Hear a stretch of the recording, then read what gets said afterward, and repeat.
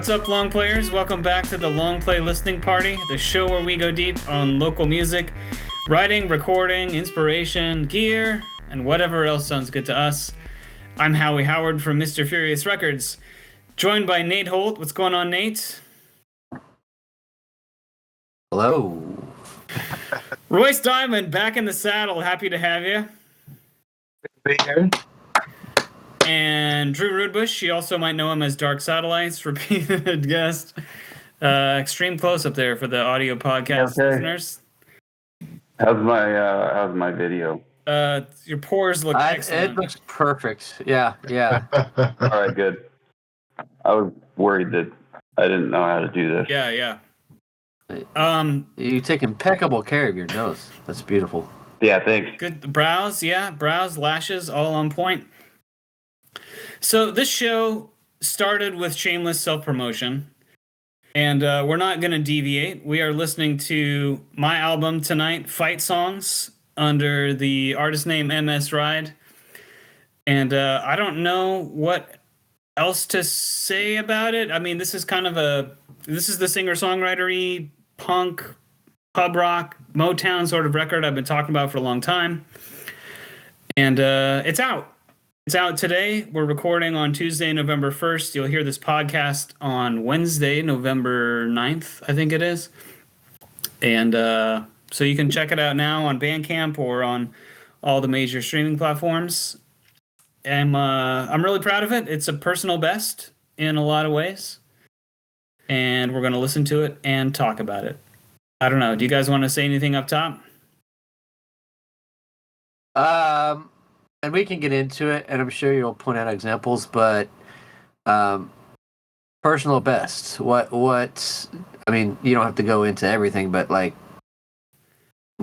could you give us an example? Yeah, mixing and production is the easy number one. This is by far the best mixed record I've ever done. Songwriting, probably a tie. I'm proud of these songs. They're up there, and they're some of the best in terms of like pop songs. But I have some other weirder stuff that I'm like equally proud of, so it's not as easy to say best or not. But these are definitely my best pop songs. Lots of guests on the record. Nate's on the record. Drew's on the record. Corey, Rob, other people who've been on the podcast here. So lots of guests, which was super fun. Should we just jump into it? You want to play us a song? Yeah, I was going to say we can just jump into it, but like what you were talking about, I had a question that came across my mind, and I'm losing it. But you played everything. Besides the songs you mentioned you had guests on, you played everything yourself? Yeah, everything's me except for the guest spots. I think Royce is trying to get a question. Okay. I was just going to ask, over what period of time did you create all of this music? A long period of time. So, and I'll have a video coming out on the Mr. Furious Records YouTube channel in a few weeks where I actually listen to and react to the demos for all these songs. But the first pair of songs was 2008. Oh, wow. And I know very specifically because I was excited about them and I wrote about them on the Mr. Furious site, like in the days or weeks following the writing. And that's Cooky and Lost. And then they kind of trickled in from there. So at first I thought I would do like an EP in this style of Cooky and Lost. I was really excited about those two. And just slowly it accumulated more songs until it became kind of the maximalist, 13-song album with a bonus track that it is. And so some of them, they kind of trickled in. I go into detail in the upcoming demos video, but they really trickled in one or two a year since 2008. And so the newest one is only a couple years old. Which one is that? That is She Was the Greatest by Far. It came out of a dream. And That's a fun one. The demo is just me like mumbling into my iPad because I'm just leaned over the bed like I literally just woke up from a dream with this music in my head trying to get it out. Okay. On our unfinished Mars Lights record from 2012 isn't really that late in the grand scheme of things. We should, if we can finish that by 2026, we'll be ahead of this one. Well, it might be pushing it. Yeah. Shit, man, if you have that much time, you should send some stuff to me. I'll contribute. What was your production philosophy on this record? I remember you saying that you had kind of a vision for how the instruments would come together and the way they get mixed. Yeah, I knew. So there were two things going into the kind of production and the start of the tracking that I knew I wanted. I knew I wanted like Elvis Costello energy of the early Elvis Costello records, and that just that feeling they have to me. The early Nick Lowe records are like this too, where they're just like they're pushing forward. Every beat is just like pressing. Not in an aggressive way, but just like what's a good, almost like a passenger train or something. Not a freight train so much, but like a passenger train. It's smooth and just like zipping down the track. Midnight, like a midnight train to Georgia. Yeah. So I knew I wanted that, which had a lot to do with the drums. And I knew I wanted a very James Jamerson Motown style bass sound. I wanted that DI, dry, punchy. I did the foam under the strings at the bridge, and the bass is all DI. And I wanted that sound, and I wanted to, as much as I can, I wanted to play in kind of that style and move up and down the neck and do, get outside of the roots and really bounce around on the bass. So it really started with that. And then I wanted to, this was optional headed in. I wanted to try a Motown style mix with the drums panned to the side and like the backing vocals all at the same spot, one compressor, one reverb, to really kind of glue them together in an old school way. But I wasn't committed to that. That was like an experiment. Like, I'm not sure if this is going to work. And Drew, you remember the thread on the forum. Like, I posted some examples and tried some things and ended up feeling like it worked. So it is mixed in a Motown inspired way. I didn't go, there's more tracks, of course. Things aren't strictly like center, left, right. There's medium positions, the kick drum's like maybe 33% to the side, the snare's like 50%, not 100. So it's not like a full Motown tribute, but it's a strong inspiration from that style of mixing. Yeah. Okay. Well, let's hear some Cooky. I think. Yeah, let's hear some. This is the one with the video, correct? Yep. There's a video for this. Full music video, as much as I could DI with my phone. Well, one of these days, I'll figure out how to pipe in a video stream from somewhere so we can watch the video. Oh, that'd be cool. We'll link to it, of course. Trying to get. I bet you can do that on YouTube or something. You were right. You can spell. Working sounds cool. Yeah, that's the VK1. The first. That is a VK1, right? Yeah. The first organ track I did to this song was a bummer. Like, and I did everything kind of properly. And I listened back, and it gave this song a weird, dark, moody vibe that I did not want. And so I scrapped it and went back and was just like, okay, I'm going to go over the top and just make this as ridiculous and fun and Steve Neve inspired as I can. Like, I'm going to almost do a parody. doesn't mean a thing. That ended up being perfect. Stop having fun in here, my heart. I'm yours. And your sketchy spelling doesn't change a thing about us. Trust me when I tell you. Appreciate a song with spelling critique. You gotta call those motherfuckers out. Yeah.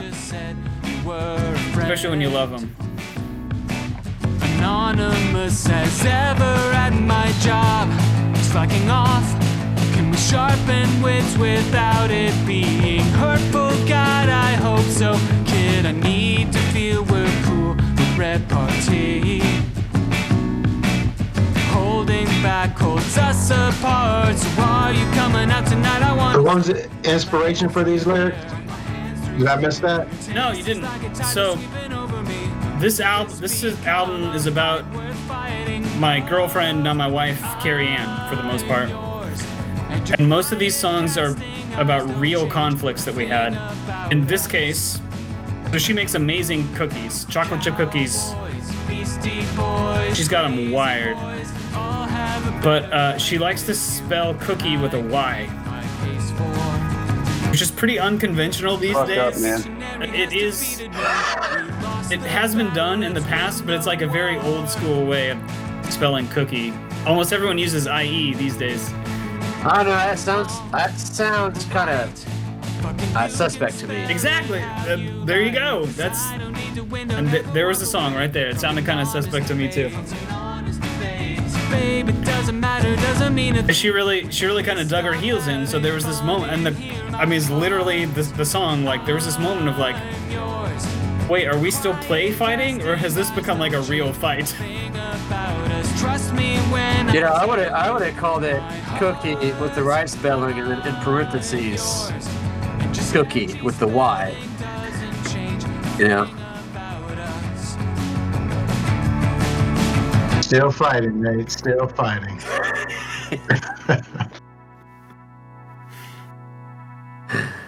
Just because that's sort of petty and that's funny. It was, yeah. So maybe you could read the title as a sort of concession. I was blown away by that song when I heard it, man. That was really good. I really like it. Thank you. A lot. Thank you. Good shout, Corey Kibler. This song features Corey. So notice you didn't put maybe you have your lyrics up somewhere else, but you didn't put them on Bandcamp. I will put that on the to-do list. Thank you. Yeah. I don't want to say another word. I have a Google Doc, so I'll just have to copy paste them over. Oh, I mean, sure, call. I was just like, the lyrics are there. I like they're kind of. No, you're absolutely right. I should do that, and I'm proud of these lyrics, and there's a lot of them. They come fast and furious.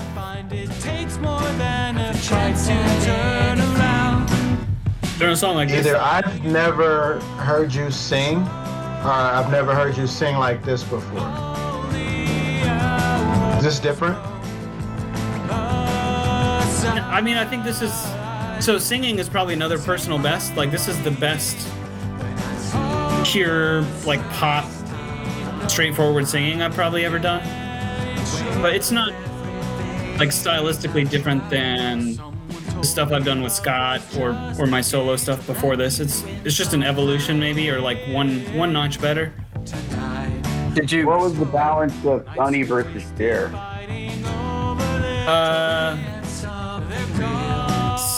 60-40 share, probably. This is something acceptable. In working on the Mars Light stuff with Drew, I found we were working on Mars Lights. I was recording vocals in his basement, and it just wasn't sounding kind of powerful enough. And I started just fooling around with other vocal timbres and feelings inside my face and chest, and I found this spot that was like, it sounded a little like Cher, and just dialed it back, right? So there would just be like 5% Cher in my vocals, and that has actually been a really useful thing for me to keep in mind. It can go too far, but that's why you do multiple takes. I can't wait to be in the studio and be like, give me 5% share. A little more share. 5%. Did you spend more time recording these vocals than you did in the past, or do you think you just kind of got better so you were able to do your normal amount of takes or less takes than usual? I would say more takes, probably a couple more takes. So I did 10 to 12 takes usually. Yeah. I did rehearse a lot, so I spent 2 weeks singing the album every day and just not even recording it before I started recording. Because this was all like written in this studio or like at home, but I didn't perform these songs really, so it took some time to get my voice into shape. Which is what you typically do in a band situation. You'd be playing the songs however many times you practice and then go in and record. Yeah. That's cool. All right. And then I scrapped some days. Like some days I would listen back and it's just like, this is not going where I want it to go, and I would just delete all the vocals I'd recorded and try again a different day. And that, having the time to do that and having the, I don't know if it's editing ears or whatever, but just like making the decision to be like, nope, it's just not quite feeling it. And it's just easier to start from scratch than to try and punch or like try and make it work. For sure. I hear you.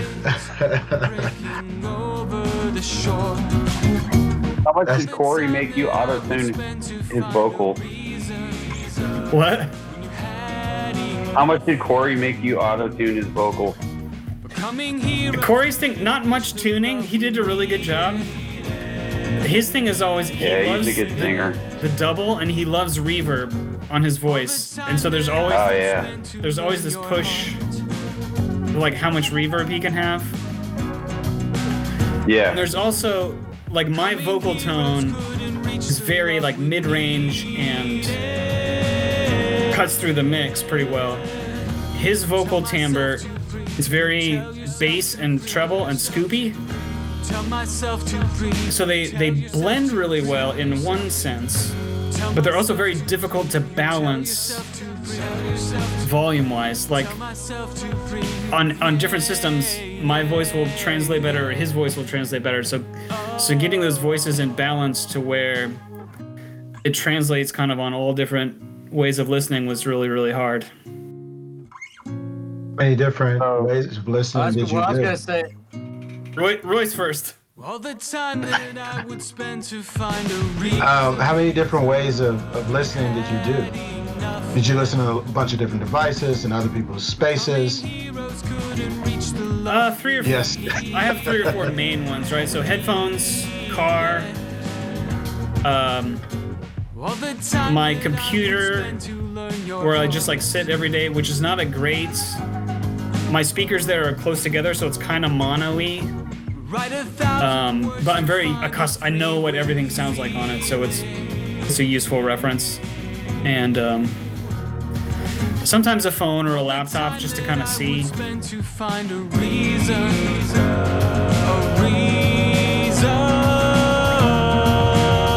was gonna say this is your DMB song, your Dave Matthews Band track. I had not made that connection, but yeah, it's in there a little bit. Yeah. Kinda. I mean, it might be that acoustic guitar sort of, over everything. Yeah. But I liked it. I'm not saying anything negative. It's like catchy song for sure. It just makes you think of like a whole truckload of human feces being dumped on a boat to a river. Awesome association. Ironically, that's what it was about. So yeah, you kind of had to go in that world a little bit. No, but good organ playing though, man. Oh, thank you. Yeah, yeah. like There's some. that, yeah. Does that one even have an organ solo? There's a couple solo, like mini. There is some. Yeah, sort of. Yeah. So this song, this is Lost. This was one of the first 2 songs written. And Drew plays guitars all over this song and the next one, and really like elevated this one. This one was, when I sent it to Drew, did not quite have the energy that I wanted yet. And when the parts came back, like everything snapped into place. It was amazing.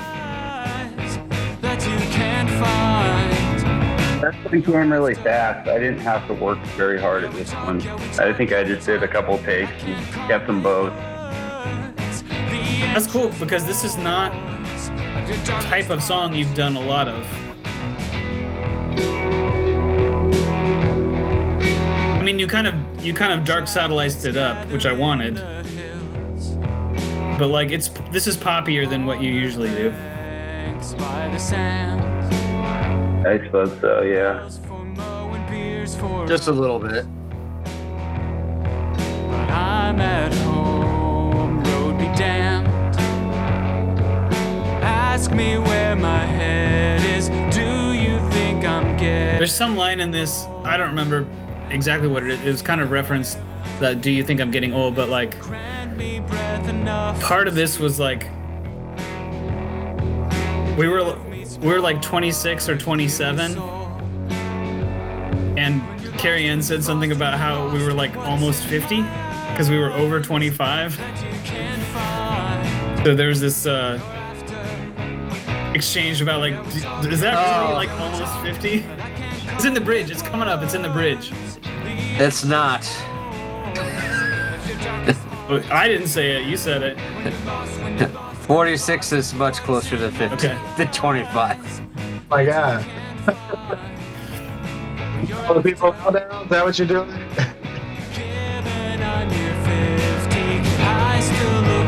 Oh, there it is. There it is, yeah. Given I'm near 50, could I still look like love to you?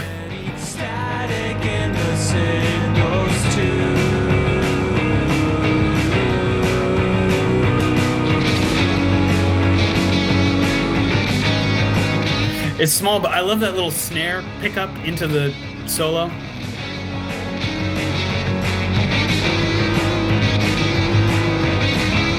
I like being able to do a harmonized guitar solo here. When you're lost, what's in my eyes that you can't find what you're after? I like one of the things I like about this song is this one really just poured out of me like in one. It was just there, everything all at once. The vocal melody on the chorus is weird. Like this is a very strange. That falsetto and like the notes are jumping around, and I like how much weirdness this kind of crammed into a pop package. Right.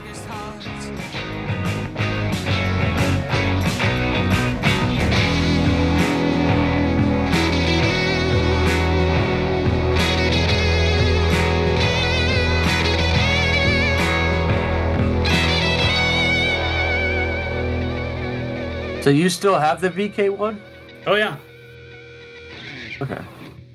Yeah, I love that thing. We've talked about it a couple times. So we're talking about a Roland VK1 synthesizer that sounds and has an interface like an organ. And you can hear that on almost every song. I knew I wanted a lot of Rhodes type sound on this record and was planning to just use a plug-in or something, but this popped up for sale locally and I jumped on it. How much was it? Huh? I can't remember. It was, I felt like it was a good deal. I don't know, maybe 400 or something. Yeah, that seems like it would be. I mean, if it was in good shape.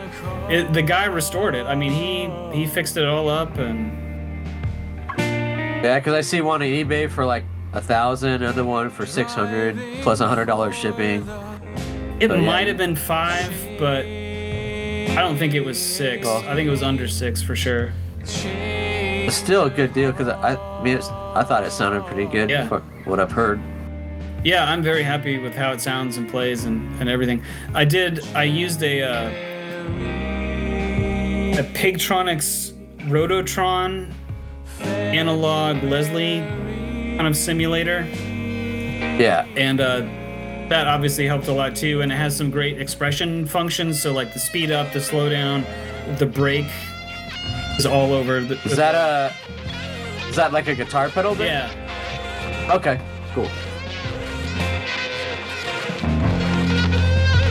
So this is the first, everything we've heard so far is kind of like down the center of what this record is. Here's the first curveball, and there will be some more. This jazzy thing with Drew shredding weird broken particles of shards of guitar. My guitar was malfunctioning in the middle of this solo. That's perfect. I have this low budget GNL guitar. I bought it during the pandemic, and the pickups aren't wired cleanly, so sometimes if I hit a pickup with my hand while I'm playing, it'll just like completely cut out. And that happened in the middle of that solo, and it seemed like it fit. Yeah, you hadn't told me that Kinda before. worked. That's amazing. Yeah. Yeah. Bonus points to you, sir, for saving it for the pod.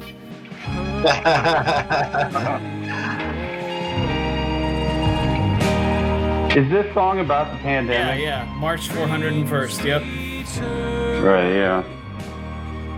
Yeah, I was thinking about the year 2020 when I recorded that solo.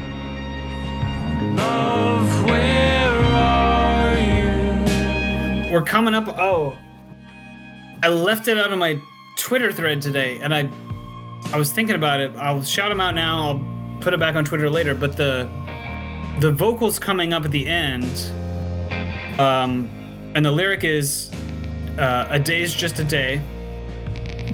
Direct ripoff from Till Willis and Selvage from when they were on the Long Play Listening Party, and we talked about the lyrics in one of those songs of "Today's a day, not two."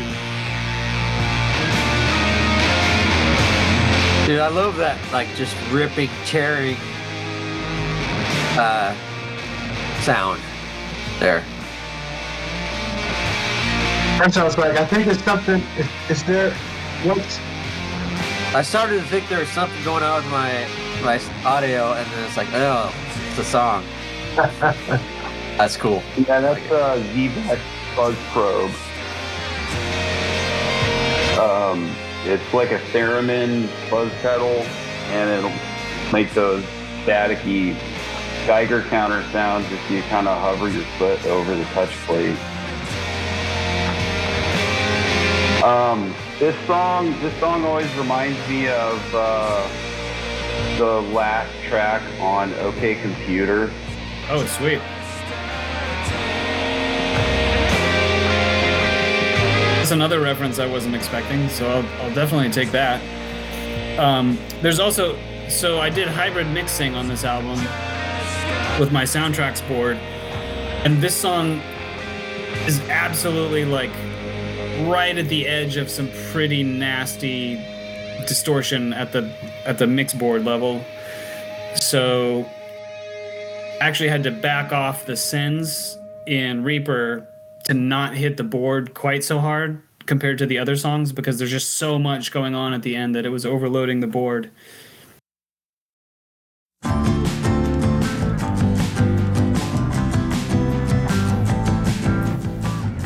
Why don't you tell us about how you did the drums? Because you fooled me a couple times when you were sending me demos. Yeah, they're all programs.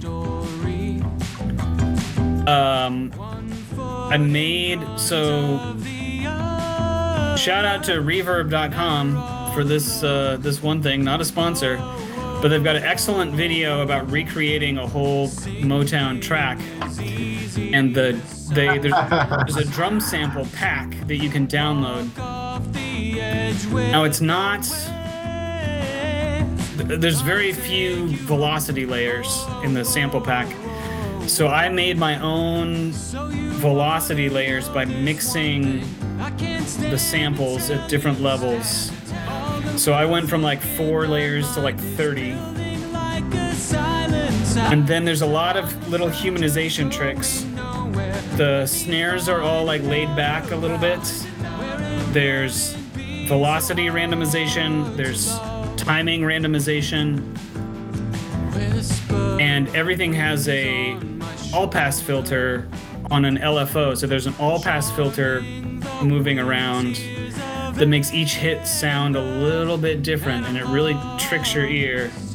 So that's all the kick snare. And then there's always like a shaker or a tambourine or something that I actually played layered over the top. So there's almost no... There are a few songs with hi-hat or cymbal, but for the most part there's no metallic stuff. And that's a direct... I mean, if you go back and listen to Motown, of course they were playing hi-hats and stuff, but you can't hear it. It's all lost in the distortion and the low passing of everything and the general low fidelity. You can barely hear a hi-hat or a cymbal in those songs. And so I kind of followed that for the most part, and just... So it's like kick snare shaker or kick snare tambourine. This one, I can hear that shaker going on this one. There's bongos in this one too. Did you do the MIDI programming in Reaper then? Yep. I've never done that. If I'm doing MIDI programming, I'm just using my Digitact or something. Yeah, because in that case, your Digitact is like the brain of everything, right? Yeah. So Reaper was my brain here. I'd bring the demo. The session would start with the demo, and if I was lucky, I'd done the demo to a click. But if not, I would stretch it until I got it to a click. And then I'd start programming in the drums, mess around with the arrangement maybe a little bit more, and then just start play bass and start layering it up. And the drums continued to evolve, a little bit through the process. So it wasn't a strict like drums, bass, guitar.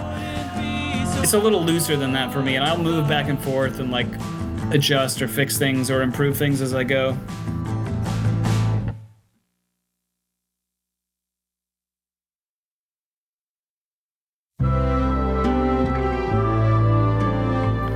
All right, here's the big halfway point.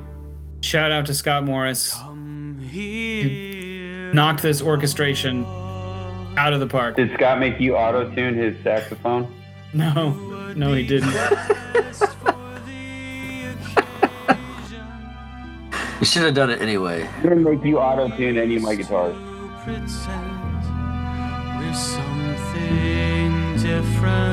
When I sent this to him with just voice and guitar, I asked him if he could, maybe do just a couple parts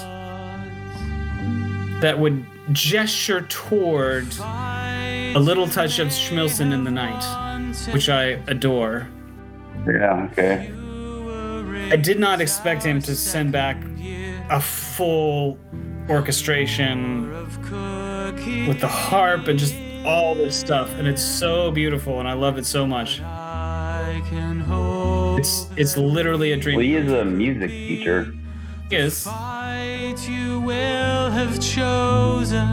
That doesn't automatically mean you can do this, though. You give a music teacher an assignment. If you'll do me the honor.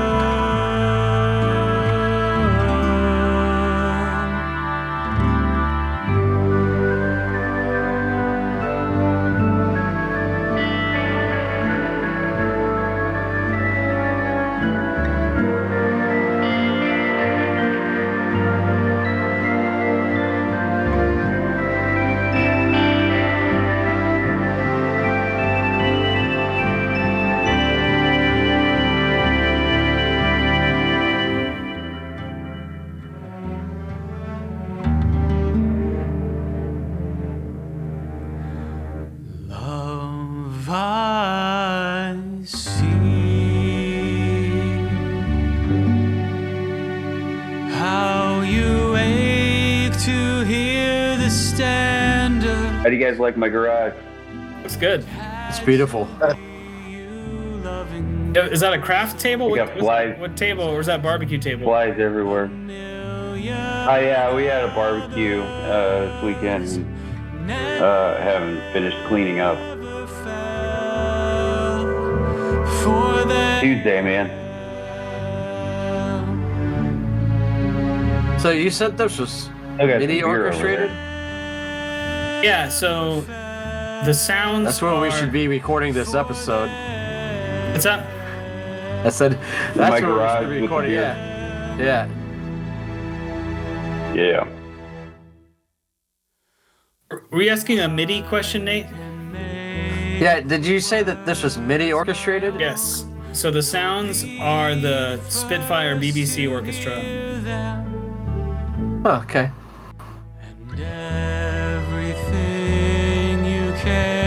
I did have to pull the violin duet from somewhere else because the full violin section was too much. On the steps in May. And Scott, should I know who Scott is? Scott Morris is a friend of mine since childhood. The Scott of Howie and Scott, my first band. Oh, okay. Yeah, okay. And collaborated on many, many different projects. We'd have talked about him. So on the MS Ride, the beat tape with like approach and everything. One of the songs that was just me, I chopped up a Howie and Scott song with all the saxophones, like hard left and hard right with Scott. And he composed this and then sent you the MIDI? Yeah. Okay. And then you selected the sounds? Well, we decided ahead of time to use the Spitfire BBC Orchestra. So we both had the same plug-in. Gotcha. So it was it wasn't I tweaked a few things, but we were basically referencing the same sounds so we'd know what it would sound like. Gotcha. So that was so what I did, Howie, was split them up. Yeah, perfect. That's where I want to split. That's side one essentially. And that was 2816, and the next side is 3056. Does that sound accurate? Yeah, that's with the bonus tracks, which we can do if you want. Oh yeah, of course. No, man. You get your album, and then the bonus tracks we'll do another time. Okay. Cool. I mean, they are bonus tracks, so. Yeah. So, you get the. So does any? Go ahead. You get the bonus tracks if you buy the album on Bandcamp. Is the main deal. So the album is 13 songs. The Bandcamp download contains 2 bonus tracks. A B-side that I love just as much as any song on the record, but I just could not figure out the sequencing for it. The B-side's called Speed Lab and features Tim Gillespie. And then there's a acoustic take of Fight Song, which we just heard, just voice and guitar. That was like my scratch track. It's like the best of my scratch tracks for that song that formed. I built everything up around that and then replaced it with a better vocal and guitar. So those are the bonus tracks. Okay. Does anybody need a quick break?